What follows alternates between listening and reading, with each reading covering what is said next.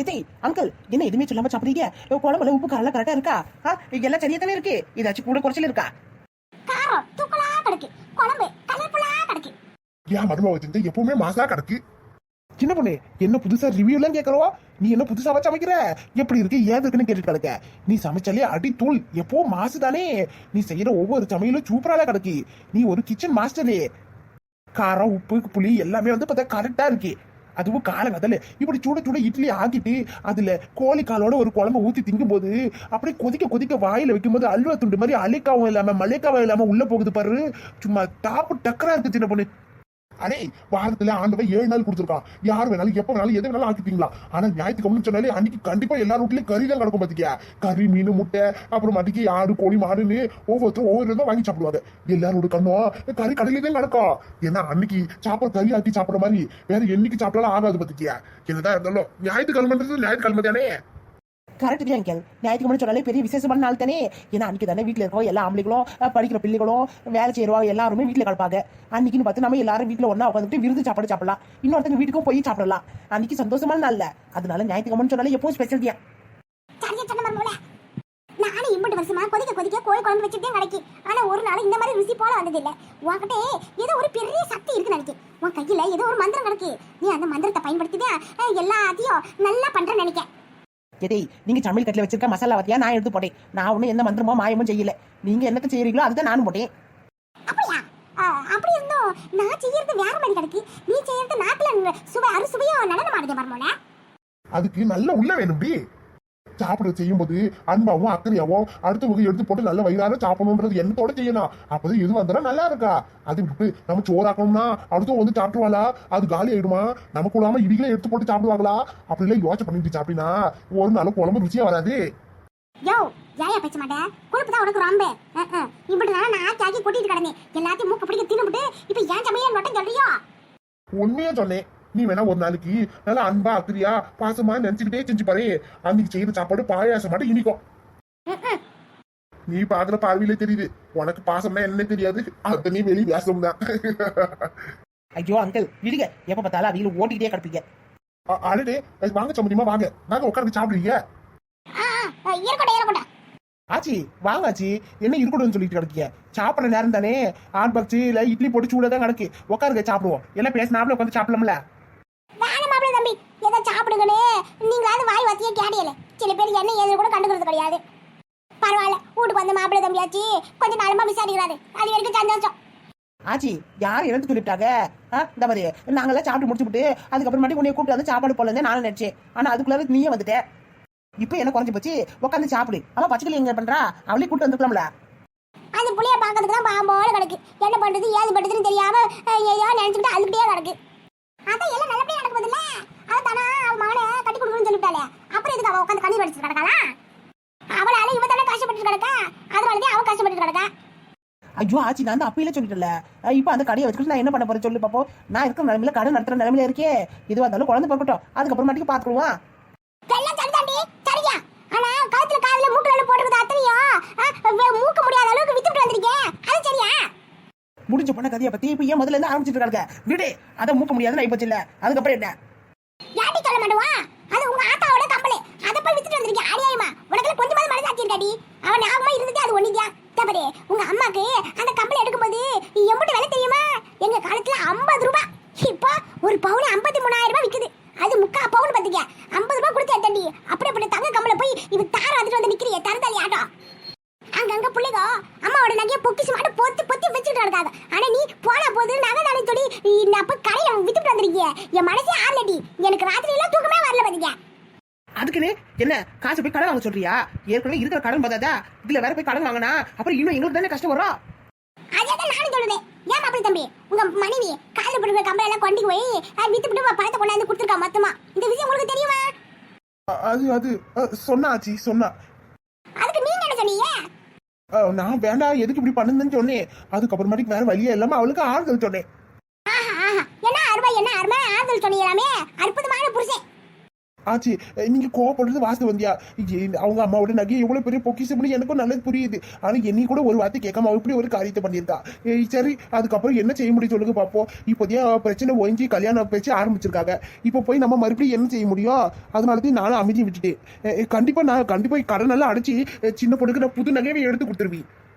ஆஹா, உங்க பொண்ணு பிறக்கிறதுக்குள்ள எடுத்து கொடுப்பியாளா இல்ல பிறந்ததுக்கு அப்புறம் அவ வளர்ந்ததுக்கு அப்புறம் எடுத்து கொடுப்பியாளா? ஆச்சி, சும்மா ரெடி இங்க பாரு. ஒரு பவுன் 53,000 ரூபாய் விக்குது இந்த காலத்துல. நீங்க ஆயுசுக்கு கஷ்டப்பட்டு சம்பாதிச்சிருந்தாலும் ஒரு பவுனுக்கு மேல எடுக்க முடியுமா உங்களால? புது நகை எடுத்து கொடுப்பாரா? புது நகை, நல்ல புருஷன், நல்ல பொண்டாட்டி. நீங்க சாப்பிடும்போது பேசக்கூடாதுன்னு தான் பாக்குறேன். இருந்தாலும் என்ன பேச வைக்கிறீங்க? ஏன் சம்பந்தியம்மா, நீங்க சும்மாவே இருக்க முடியாது. நான் கேக்குறேன், உங்களால இவ்வளவு பிரச்சனைக்கு காரணம். என் வயிறெல்லாம் எரியுது. என் மவளுக்காண்டி என் புருஷன் கஷ்டப்பட்டு உழைச்சி 50 ரூபாய் கொடுத்து அந்த நகையை எடுத்து போட்டாரு. அந்த மகராசி அவன் செத்ததுக்கு அப்புறமாட்டிக்கு இவளுக்கு நகை நம்மளால எடுத்து போட முடியல. அந்த நகையை இவன் காதுல போட்டு விட்டுருந்தேன். அதை போய் கட்டி கொண்டு வித்துட்டு வந்திருக்கா இந்த வீணா போனவன். ஏன்னா இவன் இப்படி கிடக்காலே தெரியல. வீடு இந்த வீட்டுக்காக இன்னும் என்னதான் பாடுபட்டு கிடப்பான்னு தெரியல. அவளுக்கு ஒரு 10 பைசா சேர்த்து வைக்க துப்பு இல்ல. கையில இருந்த கடையை இப்ப காணாம போயிடுச்சு. வீடு பூரா கடன் ஆகி போச்சு. அவன் வாழ்க்கையில கஷ்டமா கிடக்குது. இன்னும் என்னைக்குதான் இவன் முன்னாடி வருவான்னு தெரியல. உங்களால தான் இவ்வளவு கடன் ஆகி போயிருக்கு. அந்த கடனை நீங்க அடைக்க வேண்டியதானே? அப்பதான் அதோட கஷ்டம் என்னன்னு தெரியும். ஊருக்குள்ள கடன் வாங்குறதுக்கு கைக்கு வேணா ஈஸியா கிடக்கலாம். ஆனா அதை அடைக்கும் போது எவ்வளவு கஷ்டப்படு அவங்களுக்கு மட்டும் தான் தெரியும். ஆச்சி, நீங்க ஏன் இப்படி பேசுறீங்க? அவங்க கட்டுற கடனை நான் தானே அடிக்க முடியும். பெற்றவங்க பட்ட கடனை பிள்ளைங்க தானே அடிக்கணும். அப்படி பார்க்கும்போது அவங்களுக்கு இருக்கிறது நான் தானே. அவங்க என்ன கடன் வாங்கினோம்னா அதை நான் தானே அடிக்கணும். என் வாழ்க்கையில வந்து சின்ன பொண்ணுக்கு அதுக்கு எல்லா உரிமையும் இருக்குல்ல. இருக்குதான் தம்பி, இருக்குதான். நான் இல்லன்னு சொல்லல. அதுக்குன்னு ஒரு அளவு வேணாமா? எல்லாத்தையும் காதுல மூக்குல போட்டுக்கிறதுல அவுத்தா கொடுப்பாங்க. ஏன் சம்பந்தியே, நான் தெரியாம தான் கேக்குறேன். நீங்க பெத்ததா பெத்திக்க ஒரு 10 பிள்ளைய பெத்துக்க வேண்டியதானே? ஒருத்த வீட்டை பாப்பா, ஒருத்த நாட்டை பாப்பா, ஒருத்த கடனை பாப்பான்னு கலக்கலாம். ஆனா ஒத்த பிள்ளைய பெத்துக்கிட்டு மொத்த கடனையும் அவங்க கிட்ட கொடுக்குறீங்களே, அவங்க வாழ்க்கையில எப்ப மேல வருவாங்க? நீங்களும் நாங்களும் வயசானவங்க, யாருக்கு என்ன நேரத்துல எப்படி நடக்கும்னே தெரியாது. அதுக்குன்னு நாம கடன் மேல கடனை வாங்கி ஊருக்குள்ள செலவு பண்ணிவிட்டு இஷ்டத்துக்கோ அந்த கடனை சுமையை நம்ம பிள்ளைங்களுக்கு கொடுத்துட்டு நாம போய் சேர்ந்து விட்டோம்னா அவங்க எப்படி அந்த கடனை அடிப்பாங்க சொல்லுங்க பாப்போம். அவங்க கடனை அடிச்சு முடிக்கிறதுக்குள்ளே அவங்க வாழ்க்கையில பாதி நாள் போயிடும்ல. அப்புறம் மீதி நாள் எப்படி சந்தோஷமா அனுபவிப்பாங்க? அவங்களுக்கு சேர்த்து வச்சு செலவு பண்றதுக்கு 1 ரூபாய் கூட இல்லாமல போயிடும். ஆச்சி, என்னடி ஆனா ஒன்னா ஆச்சி பேச்சு முத்தி பேச்சுன்னு வாய முடிக்கிட்டு மூச்சு பேச்சு இழுக்க பார்த்துக்க. நீ இந்த வீட்டுக்கு வரும்போது ஒரு குண்டு மணியை கூட போட்டு வரனே, அவனைய குத்தி காட்டி குறை சொல்லிட்டு கிடந்தவங்க. இப்ப அவங்க உன் காலுக்கு நிறைய கழட்டி குடுத்து விட்டு தான் நீ அவங்களுக்காண்டி கடனை அடைச்சிருக்க. இந்த நண்டியெல்லாம் அவங்களுக்கு இருந்தா பரவாயில்லையே. பசங்களுக்கு நம்ம என்னதான் வீடு வாசல் நிலமுன்னு கோடி கோடி சொத்து சேர்க்காம இருந்தாலும் பரவாயில்ல, சொந்தம் இல்லாம இருந்தாலும் பரவாயில்ல. ஆனா கடன்னு சொல்லிக்கிறதுக்கு எதுவும் இல்லாம இருக்கணும். அப்பதான் வாழ்க்கையில சந்தோஷமா இருக்கணும். சமாளிக்கிற காசு செலவு போக மிச்சத்தை சேர்த்து வைக்கின்ற என்ன வரும்? வாங்குற சம்பளம் பூரா இப்படியே வட்டிக்கும் வச்சிருக்கோம் கடனுக்கும் கொடுத்து கண்டா என்னத்தை வாங்கி திம்பாங்க, என்னத்தை சேர்த்து வைப்பாங்க சொல்லுங்க பாப்பா. பெத்த கடனை பிள்ளைங்க தான் அடிக்கணும்னு எந்த நாய் சொல்லிச்சுன்னு தெரியல. அதுக்காக நீங்க கடன் வாங்கி செலவு பண்ணிவிட்டு பிள்ளைங்க கஷ்டப்படணுமா? அப்ப அதுக்காக தான் அந்த பிள்ளைங்களை பெத்துக்கிறீங்களா என்ன? ஆச்சி, என்ன வார்த்தை பேசுறீங்க? அவங்க ஏன் அப்பா அம்மா அவங்கள பார்க்காம நான் பார்க்க கூடாதுன்னு சொல்றீங்களா? நான் ஒன்னும் அப்படி சொல்லல. நீங்க அந்த விதத்துல புடிச்சுட்டா நான் என்ன பண்ணணும்? மாப்பிள்ள தம்பி கட்டிட்டு வந்த பொண்டாட்டியா கண்காணாம கஷ்டப்படுத்தாம பாத்துக்கணும். அதுதான் கட்டிட்டு வந்தவனுக்கு அழகு. இப்படி காதுல மூக்குல இருக்கிறத பூராத்தி கைட்டு போற அளவுக்கு வச்சிருக்கீங்க. இதுதான் உங்களோட அவன் வாழ்ற வாழ்க்கையா? அவன் வேணா வெளியே சொல்லிக்கலாம் சந்தோஷமா வாழ்றேன், சந்தோஷமா தான் இருக்கானே. ஆனா பாக்குறவங்களுக்கு என்ன சொல்லுவாங்க பாருங்க, கழுத்துல காதுல மூக்குல ஒண்ணும் காணா மஞ்ச கைத்து போட்டு கிடக்கானே, ஒரு மாதிரி பார்க்க மாட்டாவா? என்னதான் கலக்கலனா கவரி நகை வந்து கழுத்து நகை போட்டாலும் தங்க மாதிரி ஈடாகுமா? இப்ப இருக்கிறவங்களா கழுத்துல காதுல மூக்குல எத்தனை பவுன் நகை போட்டுருக்காங்க பார்த்தா அதுக்கேற்ற மாதிரி மதிப்பு மரியாதை கொடுக்குறாவோ. அப்படி பாக்கையில இது வரைக்கும் சின்ன பொண்ணுக்கு நீங்க எத்தனை சவரன் நகை எடுத்து போட்டுருக்கீங்க சொல்லுங்க. ஆச்சி, அவரு ரொம்ப நல்லவரு, என்ன நல்லா பாத்துக்கிறாரு. இதுக்கு மேல என்ன வேணும்? எத்தனை சவரனும் எனக்கு வேண்டாம் பாத்துக்க. புள்ளவார கட்டிட்டு வந்த பொண்டாட்டிக்கு இது வரைக்கும் ஒரு பொட்டு நகை கூட வாங்கி கொடுக்க வேணாம். ஆனா வீட்டுக்கு வர போற மருமக மட்டும் வரும்போதே நகை கழுத்து நிறைய போட்டுக்கிட்டு வரணும்னு ஆசைப்படுதாவோ. அதுக்கேற்ற மாதிரி புள்ளக்காரனும் நல்லபடியா சமாளிச்சு பொண்டாட்டிக்கு நகை நட்டு வாங்கி போட்டு சந்தோஷமா வச்சிருக்கணும்ல. புள்ளைக்கு எந்த வருமானமும் கிடையாது. ஆனா வரப்போற மருமக மட்டும் நல்ல வருமானத்தை ஏத்த மாதிரி நகை நட்டு போட்டுக்கிட்டு வந்துடணும். அப்பதானே ஊருக்குள்ள வாங்கியிருக்கிற கடனுக்கு கழுத்துல காதுல போட்டிருக்க நகையெல்லாம் அடமான வச்சோ இல்ல அடகு வச்சோ இல்ல வித்தோ அந்த கடனை அடைக்க முடியும்? நாம நோம்பு கும்பிடுவாங்க ஆக பத்தல. இதுக்குதான் வரதட்சணைன்ற பேர்ல வர மருமக கிட்ட வாங்கி வாங்கி வாங்கி வாங்கி வச்சுக்கிறாவோ. ஆச்சி, தயவு செஞ்சு வெளியே போயிடு. இதுக்கு மேல ஒரு வார்த்தை பேசாத, போ வெளியா. ஆமாண்டியா, நான் எது சொன்னாலும் உனக்கு பிடிக்காது எனக்கு நல்லாவே தெரியுமே. உன் அம்மாவுக்கு ஆச்சாச்சா நாங்க எடுத்து போட்டு நவ அவளுக்கு அப்புறம் உனக்கு வந்துருச்சு. அதை போய் வித்து விட்டு அநியாயமா? என் வயிறெல்லாம் எரியுது.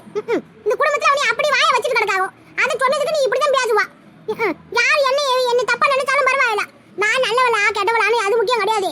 நீ நல்லா இருக்கணும் தான் ஆசைப்படுதேன். அது கணக்கு தெரியல பாரு. இன்னுமா கண்மூடி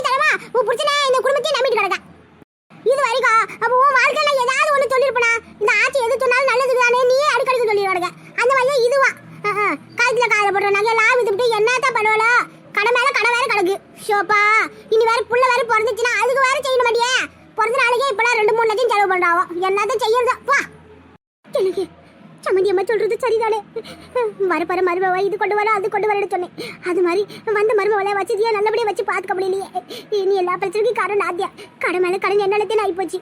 அதனால சின்ன பொண்ணு காதுல போட்டுக்க நகையெல்லாம் வித்து கடனை அடைச்சிருக்கா. எனக்கு பண்றது? எனக்கு உடம்பு முடியாம போனது நடுத்தடி அவங்க 3 லட்சம் ரூபாய் கடை வாங்கி என்னை ஆஸ்பத்திரியில சேர்த்து ஆபரேஷன் பண்ணி காப்பாத்தி விட்டாங்க. ஒருவேளை நான் நல்லா இருந்திருந்தா அவங்களும் நல்லதா இருந்திருப்பாங்க. இப்ப அவங்களுக்கு கடனா இருக்காது, கஷ்டம் வந்திருக்காது. ஒரு விதத்துல நானும் தானே காரணம். நாம வயசாடுவாங்க, வயசு பசங்களுக்கு பாரமா இருக்க மாதிரி தோணுதுங்க. என் பையனுக்கு நானே பாரமா இருக்கணும்னு தோணுதுங்க. எனக்கு சாப்பிடவே பிடிக்கலங்க. நான் சாப்பிட போறேன், நீங்க சாப்பிட்டுட்டு வாங்க. அத்தே நில்லுங்க. அங்கிள் என்னாச்சு? அத்தை ஏன் எந்திரிச்சு போறாங்க? எங்க ஆட்சி பேசுறதா தயவு செஞ்சு பெருசா எடுத்துக்காதீங்க. அவங்க அப்பமே அப்படிதான் கொடலோடன்னு பேசிக்கிட்டு கிடப்பாங்க. அவங்க பேசலாம், நீங்க பெருசா எடுத்தாதீங்க ப்ளீஸ் அங்கிள்.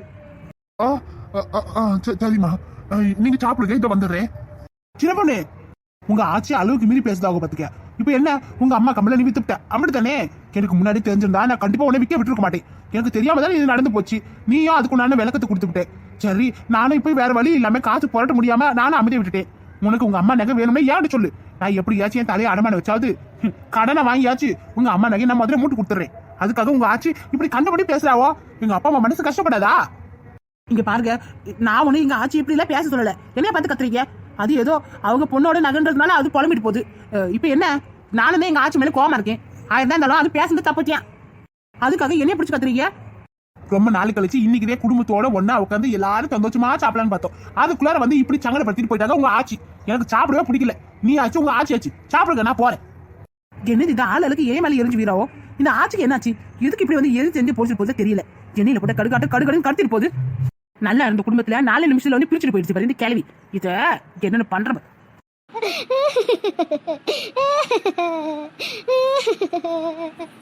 கேட்டி அண்ணோ, எதுக்கு இப்படி அழுது கிடக்க? அந்த அம்மா பேசுறத நினைச்சு அழுவுருவா. இவ்வளவு நாளா என் பையனை விட்டுட்டு என்னால இருக்க முடியாது. அவன் என் பக்கத்திலே இருக்கணும்னு ஆசைப்பட்டேன். அவனை நான் எப்பவுமே பார்த்துக்கிட்டு இருக்கணும்னு நினைச்சேன். அதோட வீட்டுக்கு வரப்போற மருவா எங்க என்ன என் பையனை பிரிச்சு விடாலோன்னு பயத்திலேயே மருமவ கிட்ட சண்டை போட்டுக்கிட்டே கிடந்தேன். ஆனா இப்போ எனக்கு சங்கடமா இருக்கு பார்த்துக்கிடுங்க. ஆடு நாட்டை என்ன பேசுற பேச்சு என்ன? நானும் ரொம்ப நல்லவெல்லாம் கிடையாதுல்ல, கெட்டவ தானே. அந்த கேள்வி கேட்ட கேள்வி எல்லாம் நறுக்கடி இருந்துச்சு பார்த்துக்கிடுங்க. ஒரு விதத்துல என் பையனுக்கு நானே பாரமா இருக்கலாம்னு தோணுது. பேசாம எங்கேயாச்சும் கிளம்பி போயிடலாமான்னு தோணுதுங்க. கேட்டி, நீ இப்படி பேச நான் பார்த்ததே இல்லையே. எங்க போறவா?